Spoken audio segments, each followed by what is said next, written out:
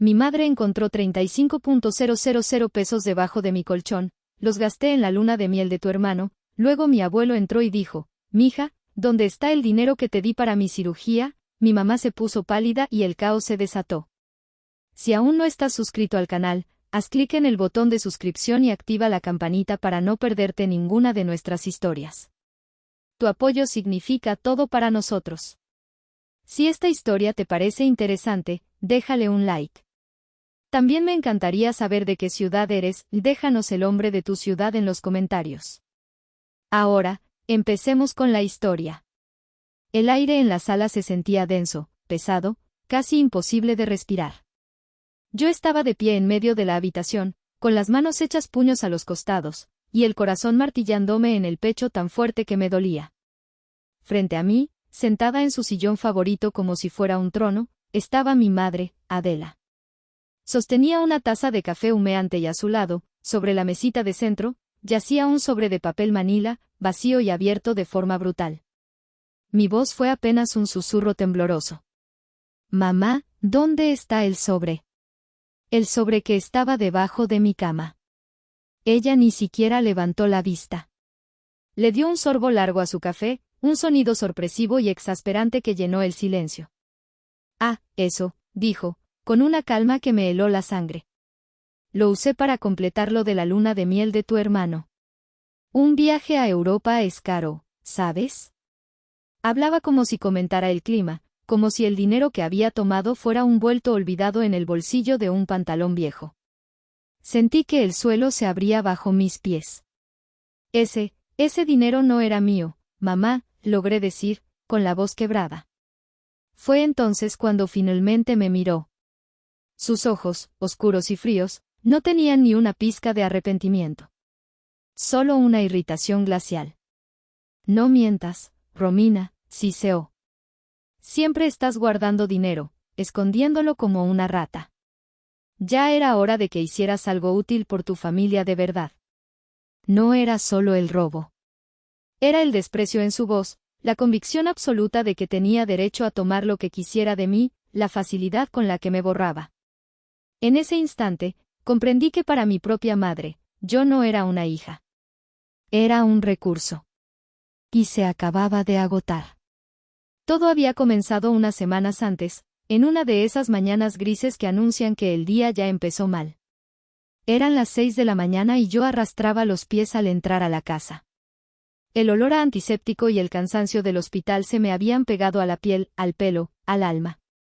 14 horas de turno como jefa de enfermeras, corriendo entre emergencias, consolando a familias y asegurándome de que mi personal no colapsará. Lo único que anhelaba era mi cama, ese pequeño santuario donde el mundo y sus demandas no podían alcanzarme. Pero la casa, en lugar de estar en silencio, tenía una luz encendida en la cocina. Una luz artificial y ominosa. Mi madre y mi hermano Darío estaban sentados a la mesa, esperándome. No era normal. Ellos nunca se levantaban antes de las 10. Qué bueno que llegas, Romina, dijo mi madre, con esa sonrisa dulce que siempre usaba cuando estaba a punto de pedir algo. Darío, mi hermano 5 años menor, el príncipe de la casa, sonreía de oreja a oreja. A su lado, sentada con una postura casi de realeza, estaba Salma, su novia. Ella levantó la mano izquierda, mostrando un anillo que brillaba con una intensidad casi vulgar bajo la luz del foco. Nos vamos a casar, anunció Darío, como si me estuviera concediendo un gran honor al compartir la noticia. Forcé una sonrisa. Felicidades. Me alegro mucho por ustedes. Mi madre no perdió el tiempo. Se levantó, se acercó y me tomó de las manos. Sus manos siempre estaban frías. Mija, qué alegría, dijo, mirándome fijamente a los ojos. Ahora, como hermana mayor, tienes una responsabilidad. Tienes que asegurarte de que tu hermanito tenga la boda que se merece. Sentí una punzada de hielo en el estómago. Conocía esa frase. La boda que se merece, el coche que se merece, la vida que se merece. La lista de cosas que Darío merecía era infinita, y la cartera que las pagaba siempre era la mía. Mamá, claro que los apoyaré en lo que pueda. No, No, me interrumpió, apretando mis manos. Salma quiere una boda bonita. Un salón, un buen banquete. Ya hicimos cuentas. Cuesta unos 200,000 pesos. Diego, el padre de Salma, pagará la mitad. La otra mitad nos toca a nosotros. Me quedé en silencio, procesando la cifra. 100,000 pesos.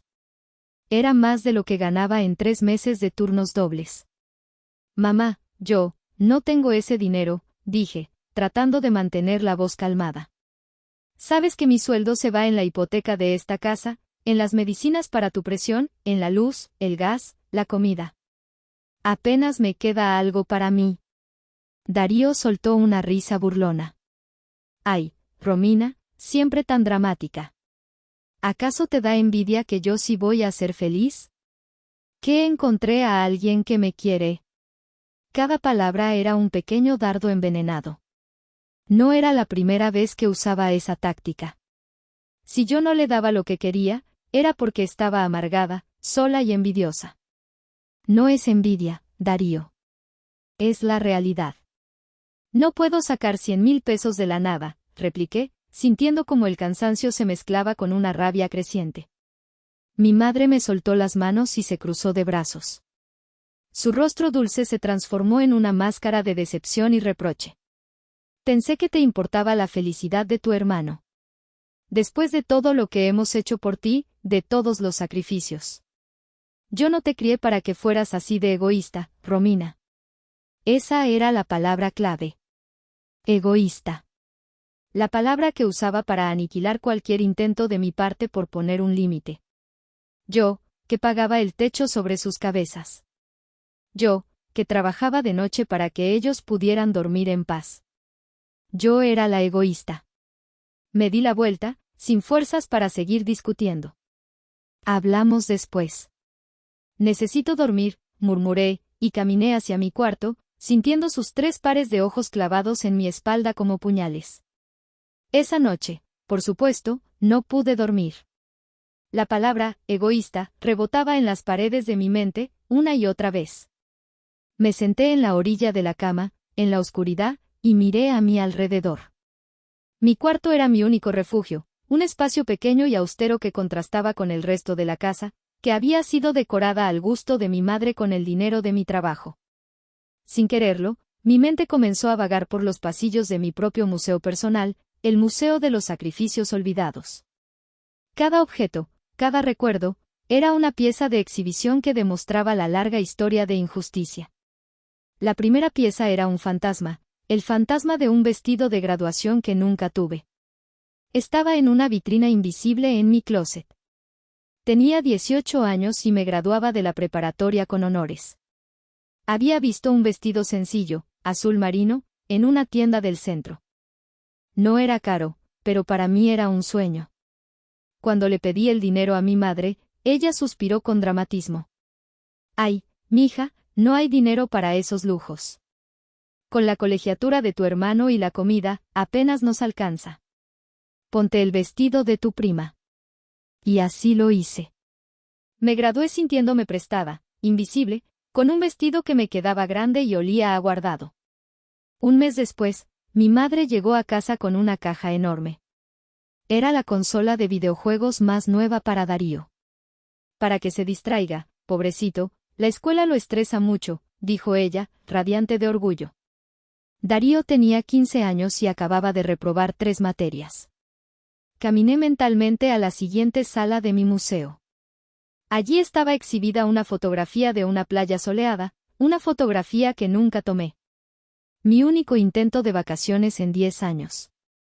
Había ahorrado durante meses, juntando peso por peso de mis turnos extra para irme 4 días a Cancún con mis amigas. Tenía el boleto de avión comprado, el hotel reservado. Una semana antes de irme, el televisor de la sala se descompuso. Se quemó. No puede ser, gritó mi madre. Romina, tienes que comprar otro. ¿Qué vamos a hacer Darío y yo por las tardes sin tele? Es lo único que nos distrae de los problemas. Le expliqué que no podía, que ese dinero era para mi viaje. ¿Viaje? ¿Qué viaje es más importante que el bienestar de tu familia?, me espetó, como si mi deseo de descansar fuera un acto de traición. Cancele el viaje. Perdí el dinero del vuelo. La nueva televisión de pantalla plana llegó al día siguiente. Pero en la sala más profunda y polvorienta del museo, había una exhibición a la que rara vez me permitía entrar. Era un recuerdo frágil, casi transparente. Yo tenía 10 años y una fiebre terrible que me hacía delirar. Recuerdo el frío de los paños húmedos en mi frente y una mano suave que me acariciaba el pelo. Era la mano de mi madre. Se quedó despierta conmigo toda la noche, cantándome en susurros y contándome cuentos. Recuerdo su rostro preocupado a la luz de la lamparita de noche. Esa era la madre que yo buscaba en la mujer fría y calculadora en la que se había convertido. Ese recuerdo era mi ancla y mi maldición. Era la única razón por la que seguía allí, sacrificándome. La esperanza tonta y desesperada de que, algún día, esa madre regresaría. Sentada en la oscuridad, me di cuenta de que estaba llorando en silencio. Estaba de luto por una madre que quizás nunca había existido más allá de esa noche febril. Y entendí por qué me había dolido tanto la palabra, egoísta. Porque toda mi vida había sido un esfuerzo constante para demostrar que no lo era. Y había fracasado. Una semana antes de la boda, en medio de la tensión que se podía cortar con un cuchillo en la casa, recibí una llamada que fue como un bálsamo. Era mi abuelo Néstor. Voy para la ciudad, mija. Llego mañana. ¿Puedes prepararme ese cafecito de olla que tanto me gusta?, dijo con su voz rasposa y cálida. Mi abuelo, el padre de mi madre, era mi cable a tierra. Un hombre de campo, de manos curtidas y principios firmes, que había enviudado hacía muchos años. Él era el único que parecía verme de verdad. Cuando llegó, no vino con las manos vacías. Traía una caja de mis galletas favoritas de la panadería de su pueblo. Para mi enfermera estrella, dijo, dándome un abrazo que olía a tierra mojada y a honestidad. Esa tarde, mientras mi madre y Darío estaban fuera viendo salones para la boda, una actividad para la que, por supuesto, no fui invitada, mi abuelo me pidió que nos sentáramos en la cocina. Su rostro, usualmente surcado por arrugas de risa, se veía serio y preocupado. Hija, necesito pedirte un favor muy grande. Un favor de vida o muerte, comenzó, y mi corazón dio un vuelco. Me contó que su corazón ya no daba para más. Los médicos le habían dicho que necesitaba una cirugía de bypass con urgencia. La lista de espera en el Seguro Social era de meses, quizás un año. Y yo no tengo ese tiempo, Romina, dijo, con una vulnerabilidad que nunca le había visto. He vendido un pedacito de tierra que tenía guardado. Pude juntar $35,000. Es lo que cuesta la operación en una clínica privada. Metió la mano en el bolsillo interior de su chaqueta y sacó un sobre de papel manila, grueso y pesado. Lo puso sobre la mesa, entre nosotros dos. El sonido sordo que hizo pareció resonar en toda la cocina. No confío en los bancos, y menos quiero que tu madre se entere de esto. Ya sabes cómo es ella, se preocupa de más y luego empieza a hacer planes que no son. Yo sabía a qué se refería. Planes que no son, era el eufemismo de mi abuelo para decir, gastarse el dinero en tonterías para Darío. Confío en ti, Romina. Más que en nadie en este mundo. ¿Puedes guardarme este dinero? En una semana tengo la cita con el cirujano para programar todo. Vendré por él entonces. Sentí una oleada de calor en el pecho. En un mundo donde me sentía invisible y devaluada, la confianza de mi abuelo era un tesoro. Era la validación que mi madre nunca me había dado. Claro que sí, abuelo. Con mi vida lo cuido, le aseguré, tomando el sobre. Pesaba más por la responsabilidad que por los billetes que contenía. Una cosa más, añadió, mirándome fijamente. Guárdalo donde tu madre nunca, pero nunca, lo encuentre. Sus palabras me dieron un escalofrío. Parecían una advertencia, una premonición funesta. Esa noche, después de asegurarme de que todos dormían, deslicé el sobre debajo de mi colchón. Pensé que era el lugar más seguro, el escondite clásico de quienes no confían en el mundo. Era mi espacio, mi santuario. Nadie tenía por qué entrar ahí. Qué ingenua fui. La confianza de mi abuelo, en lugar de ser un regalo, se había convertido en una bomba de tiempo que yo misma había colocado en el corazón de mi propia casa. El día de la boda de Darío llegó como una sentencia. Me puse un vestido sencillo, color vino, que había comprado hacía años para la graduación de una amiga. Mientras me miraba en el espejo, no veía a una invitada a una fiesta, sino a una extraña a punto de infiltrarse en un evento al que no pertenecía. La ceremonia fue en una iglesia del centro y la recepción en un salón que, a todas luces, estaba por encima de sus posibilidades. Había arreglos florales exagerados y un grupo de música en vivo. Me pregunté cuántos de mis turnos de noche estaban pagando por cada pétalo de rosa y cada acorde de saxofón. Me senté en una mesa al fondo, con unos tíos lejanos que apenas recordaban mi nombre. Desde allí, observaba el espectáculo. Darío, radiante en su traje alquilado. Salma, flotando en un vestido de princesa. Y mi madre, Adela, moviéndose entre los invitados como la reina madre, aceptando felicitaciones por lo bien que había criado a su hijo. En ningún momento su mirada se cruzó con la mía. El momento más difícil llegó con el brindis. Después de los discursos de rigor, Salma, ya un poco alegre por el champán, tomó el micrófono. Y ahora, el anuncio más emocionante, exclamó, con una risita tontorrona. Gracias a la generosidad de mi nueva familia, Darío y yo nos vamos a pasar un mes de luna de miel en Europa. Hubo un estallido de aplausos. Yo sentí que me atragantaba con el sorbo de agua. ¿Un mes? ¿Europa? Eso era una fortuna. Solo nos falta un poquito para los viáticos y las compras, continuó Salma, y su mirada, como un misil teledirigido, me encontró en el fondo del salón. Pero seguro que nuestra familia nos apoya para que sea perfecto, ¿verdad? El silencio que siguió fue breve, pero para mí duró una eternidad. Todas las cabezas en un radio de 10 metros se giraron para mirarme. Pude sentir el peso de su juicio colectivo. La hermana egoísta. La enfermera amargada que no quería la felicidad de su hermano. Mi madre me lanzó una mirada que era puro veneno. Una mirada que decía, ¿ves lo que provocas? Nos estás humillando. Sentí que el rostro me ardía. Me levanté de la mesa con la excusa de ir al baño, pero en realidad solo necesitaba escapar. Me encerré en uno de los cubículos y respiré hondo, tratando de contener las lágrimas de rabia y humillación. ¿Cómo se atrevían a ponerme en evidencia de esa manera? Cuando salí, recompuesta a duras penas, vi algo que me extrañó. Mi madre se estaba despidiendo de algunos invitados cerca de la salida. Me duele la cabeza, una migraña terrible, la oí decir. Me tengo que ir a descansar, pero ustedes sigan la fiesta. La vi tomar su bolso y salir del salón. Mi intuición de enfermera, esa que se activa cuando algo no cuadra en los signos vitales de un paciente, se disparó. Mi madre nunca se iba temprano de una fiesta. Ella era el alma del evento, la última en irse. ¿Una migraña tan repentina? Algo no estaba bien. Un mal presentimiento, frío y pegajoso, comenzó a instalarse en la boca de mi estómago. Descarté la idea como una paranoia producto del estrés.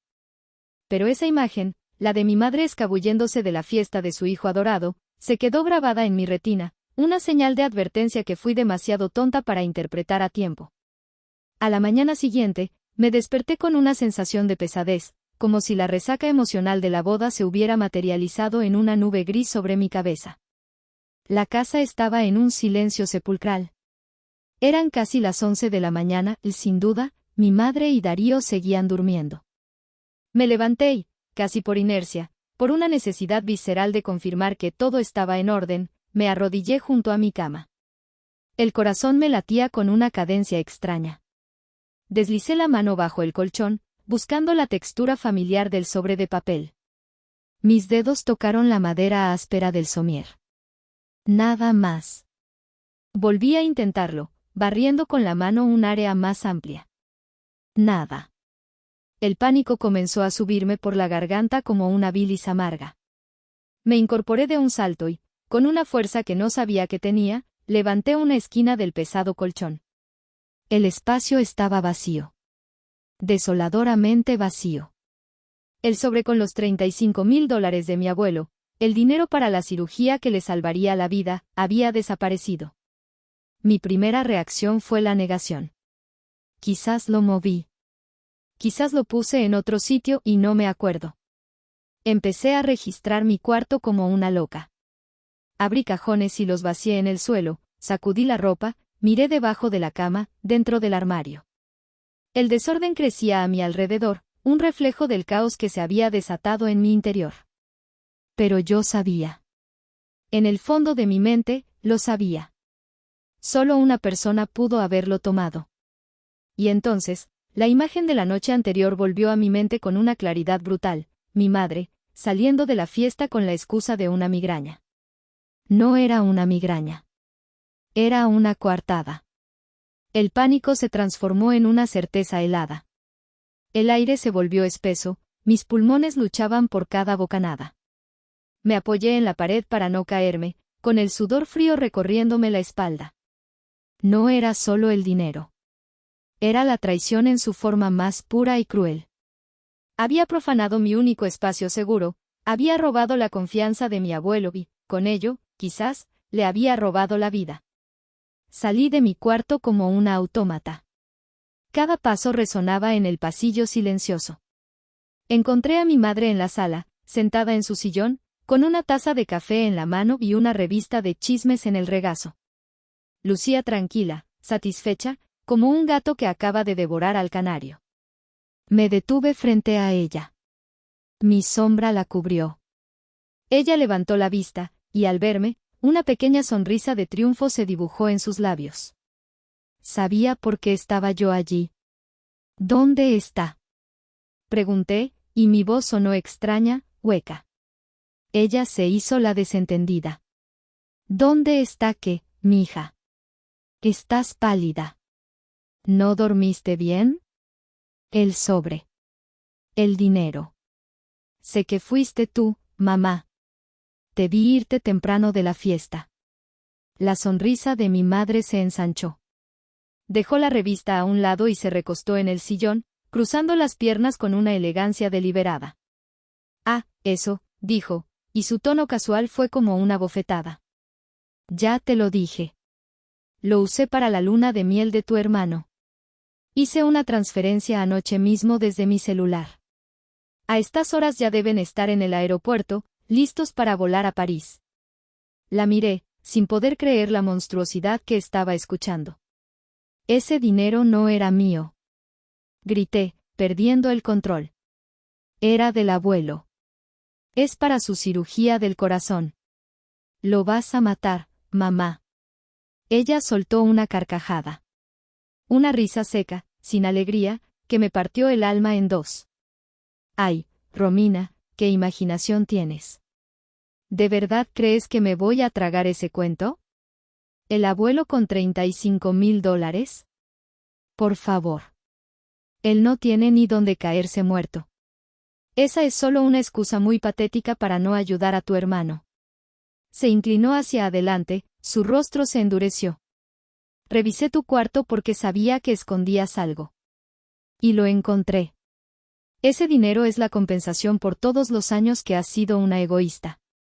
Considéralo una deuda pagada. Ahora, si me disculpas, estoy tratando de leer. Volvió a tomar su revista, dándome la espalda simbólicamente, despidiéndome de su presencia, de su vida. Me quedé allí de pie, temblando, no de rabia, sino de una realización terrible y absoluta, la mujer que tenía enfrente no era mi madre. Era una extraña, una depredadora que vivía en mi casa y que había devorado a mi familia desde adentro. El timbre de la puerta sonó en ese preciso instante, un sonido estridente que rompió la tensión asfixiante de la sala. Por un segundo, ninguna de las dos se movió. Luego, mi madre suspiró con fastidio. Ve a abrir. Debe ser la vecina, que siempre viene a pedir azúcar. Pero no era la vecina. Cuando abrí la puerta, mi abuelo Néstor estaba allí, con una sonrisa amplia y una maleta pequeña a sus pies. «Mi hija», exclamó, dándome un abrazo. «Ya estoy listo. Vengo por el encargo para irme directo a la clínica a dejar el anticipo. El doctor me recibe en 2 horas». Su alegría era tan genuina, tan llena de esperanza, que sentí como si un cuchillo se retorciera en mis entrañas. Detrás de mí, oí el sonido de la taza de mi madre al chocar contra el plato de porcelana. Mi abuelo entró, y su sonrisa se desvaneció al ver mi rostro descompuesto y la expresión de mi madre, que había pasado de la arrogancia a una palidez cerosa. «¿Qué pasa aquí?», preguntó, su voz ahora cargada de preocupación. Miró de mi madre a mí. «Romina, ¿todo bien?». No pude hablar. Las palabras no me salían. Solo negué con la cabeza, mientras las lágrimas que había estado conteniendo comenzaban a rodar por mis mejillas. Mi abuelo se acercó a mí, poniendo una mano en mi hombro. «Mija, ¿dónde está el dinero que te di para mi cirugía?». Su pregunta quedó flotando en el aire, pesada y cargada de un significado terrible. Mi madre se encogió en su sillón, haciéndose pequeña, como un animal acorralado. Sus ojos iban de mi abuelo a mí, buscando una salida, una mentira que la salvara. Y entonces, como si fuera una broma macabra del destino, el celular de mi madre, que estaba sobre la mesita, vibró y se iluminó con una videollamada entrante. Era Darío. Mi madre, en un acto reflejo, contestó. La cara sonriente de mi hermano llenó la pantalla. Estaba en un lugar ruidoso, con gente pasando detrás de él. «Mamá, gracias», gritó para hacerse oír sobre el ruido de fondo. «El upgrade a primera clase es increíble. No sé cómo lo hiciste, pero eres la mejor. París, allá vamos». Mi abuelo miró la pantalla, luego a su hija, y luego el sobre vacío sobre la mesa. Su rostro, antes lleno de esperanza, se contrajo en una máscara de dolor y comprensión. No necesitó más explicaciones. Lo entendió todo. El celular se resbaló de las manos temblorosas de mi madre y cayó al suelo con un golpe seco.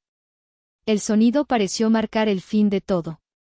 El caos, finalmente, se había desatado. Si llegaste hasta esta parte del video, significa que realmente te interesó la historia. Cuéntame en los comentarios qué opinas, escribe el número 1 para saber que estás aquí o dime desde qué parte de tu país me estás viendo. También puedes dejar cualquier pregunta y la responderé. Lo primero que falló fue la respiración de mi abuelo. Se llevó una mano al pecho, y un sonido gutural, un quejido de dolor profundo, escapó de sus labios. Sus piernas se dieron y se habría desplomado si yo no lo hubiera sostenido. «Abuelo», grité, guiándolo hacia el sofá, lejos de mi madre. Le tomé el pulso. Estaba acelerado, irregular. El estrés le estaba provocando una crisis. Mi madre, sin embargo, no corrió a ayudar a su padre. No mostró ni una pizca de preocupación por el hombre que se ahogaba frente a ella. En cambio, se levantó de un salto, con los ojos inyectados en sangre, y se abalanzó sobre mí. «Es tu culpa», chilló, y su voz era el sonido de uñas arañando una pizarra. «Todo esto es tu culpa». La miré, atónita, mientras intentaba aflojarle el cuello de la camisa a mi abuelo. «¿Mi culpa?», repetí, incrédula. «Sí, tuya», escupió, señalándome con un dedo tembloroso. «Si me hubieras dado el dinero para la boda desde el principio, no habría tenido que buscarlo. Si no hubieras escondido ese dinero, nada de esto estaría pasando. Tú lo provocaste todo con tu egoísmo». Escucharla fue como recibir un golpe directo al plexo solar. En el momento más crítico, con su padre sufriendo un posible infarto, su única preocupación era culparme a mí, reescribir la historia para salir como la víctima. Y en ese instante, algo dentro de mí se rompió. No con un estallido, sino con un chasquido silencioso y definitivo. La esperanza tonta que había albergado durante años, la imagen de esa madre que me cuidó en la fiebre, se hizo cenizas y se la llevó el viento. El amor, la obligación, el miedo, todo desapareció. Lo único que quedó fue una calma fría, una claridad absoluta y aterradora. Dejé de temblar. Mi voz, cuando hablé, era firme y carente de emoción. Se acabó, dije, mirándola directamente a los ojos. Ella pareció sorprendida por mi tono. Abrió la boca para seguir gritando, pero yo ya no la escuchaba. Me levanté, le di un beso en la frente a mi abuelo y le susurré, voy a llamar a una ambulancia y te sacaré de aquí. Todo va a estar bien. Luego, sin volver a mirar a la mujer que me dio la vida, caminé hacia mi cuarto. Tomé la mochila que usaba para el hospital y empecé a meter lo esencial, mi uniforme, mi laptop, mi cargador, mi título. No había prisa, no había furia. Solo un propósito. Cuando terminé, salí de la habitación, pasé a su lado como si fuera un mueble más y caminé hacia la puerta principal. Salí de esa casa y cerré la puerta detrás de mí, sin hacer ruido. El ciclo de abuso y sacrificio acababa de terminar. Los meses que siguieron fueron un torbellino de decisiones difíciles y consecuencias inevitables. La ambulancia llegó y se llevó a mi abuelo, estabilizándolo a tiempo. Con la ayuda de tíos y primos, quienes, al enterarse de la verdad, le dieron la espalda a mi madre, logramos juntar el dinero para la operación. Mi abuelo sobrevivió. Él, fiel a su palabra y a su carácter, denunció a mi madre por robo. No por venganza, me dijo, sino por justicia. Hay acciones que tienen consecuencias, mija, y tu madre debe aprenderlo, me explicó un día, con la voz débil pero firme. El fiscal me llamó para que testificara. Fue el día más difícil de mi vida. Entré a la sala del juzgado y la vi sentada en el banquillo. No parecía arrepentida. Me miraba con un odio puro, como si yo fuera la única culpable de su desgracia. Cuando subí al estrado, juré decir la verdad. Y lo hice. Conté todo, desde las humillaciones constantes hasta el robo final. Cada palabra era como arrancar un trozo de mi propia piel, pero seguí adelante. No lo hacía por odio, sino por la necesidad de ponerle un punto final a la historia, de validar mi dolor y el de mi abuelo. Mi madre fue declarada culpable. Por su edad y por no tener antecedentes, le dieron una sentencia suspendida, 2 años de libertad condicional y 1000 horas de servicio comunitario en un asilo de ancianos. La ironía fue brutal. Darío y Salma tuvieron que cancelar su viaje a Europa en la primera escala. El dinero fue congelado. Regresaron a México humillados, endeudados y sin nada. Salma lo dejó un mes después. Ahora, Darío, el eterno príncipe, trabaja cargando cajas en una bodega para ayudar a mi madre a pagar la restitución del dinero. Dicen que por primera vez en su vida, se queja de que le duele la espalda. Ahora vivo en un pequeño departamento alquilado en el centro. Es la mitad de grande que mi antiguo cuarto, pero cada rincón me pertenece. La luz del sol entra por la ventana de la cocina por las mañanas, y a veces, simplemente me siento a tomar mi café y a disfrutar del silencio. Mi abuelo se está quedando conmigo mientras termina su recuperación. Cocinamos juntos, vemos películas viejas y hablamos durante horas. Me ha contado historias de su juventud que nunca había oído. En sus ojos, veo el reflejo de un amor incondicional que nunca encontré en los de mi madre. He sanado, pero tengo cicatrices. Hay noches en las que el silencio es demasiado ruidoso, y la misma pregunta vuelve a atormentarme. Hice lo que tenía que hacer para sobrevivir y para proteger al único hombre que me había protegido a mí. Pero para ello, tuve que destruir a mi familia. A veces, en la oscuridad, todavía me pregunto si hice lo correcto. ¿Eso me convierte en una heroína o en una traidora a mi propia sangre?